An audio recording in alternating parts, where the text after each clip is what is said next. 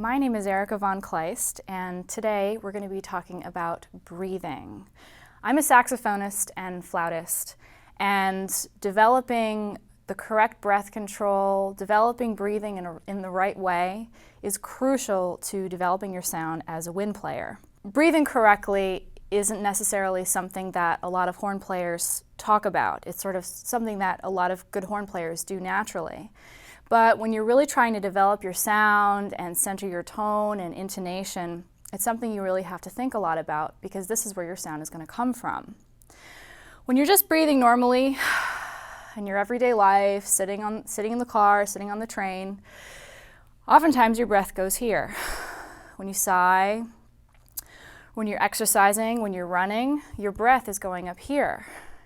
But when you play an instrument, you want your breath to go all the way through, all the way down, and down here into where your diaphragm is. The diaphragm is a big muscle in the bottom of your lungs that helps control your breath.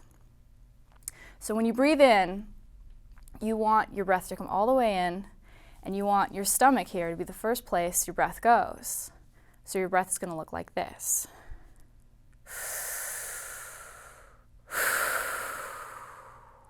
Just try that with me. Ready? In, out. Now, why don't you want your breath to come up here? Well, for one, this area of your body can get very, very tense when you're playing an instrument, especially if you have to hold up a saxophone or a flute or a trumpet or trombone. You're using these muscles here. This is called your trapezius. And you know when a friend comes up behind you and gives you a little back rub and it feels so good? Well, that's because these muscles are very tense. So when you breathe, you want to relax your shoulders. You don't want to breathe like this, because look what happens. It's so tense, especially if you have a neck strap on. It creates more tension in your shoulders. So you want your shoulders to be nice and loose. If you have one hand on your shoulder, one hand on your stomach, you can practice breathing correctly. Try not to have your shoulders move. Try going in one more time. Ready? Out. In once more. Out. One more time. Make sure your shoulder doesn't move. In. Out.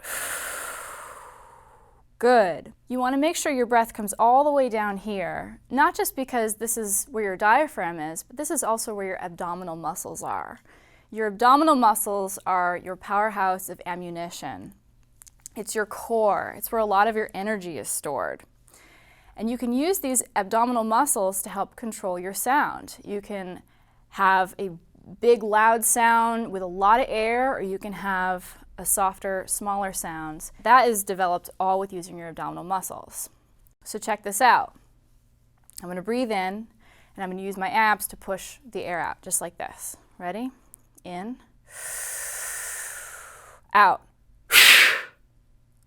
Notice my shoulders did not move at all. Try that with me. Let's breathe in for 3 counts, and we'll breathe out on count 4. Ready? In.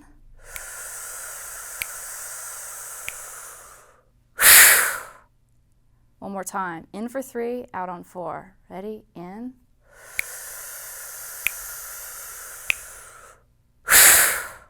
I'm sure you can feel a difference now. This is where your power is going to come from. This is where your sound is going to come from. If you're breathing correctly, all your air is going to be coming in through here, down nice and low, into your abdominal muscles, into your diaphragm. You're going to have a lot to work with when you're developing your sound. If your air is going to the right place, and if you're using your air correctly and you're breathing correctly, you're going to have a bigger sound, you're going to have a fuller sound. So next time you practice, or you rehearse, or you play your instrument, think about breathing correctly.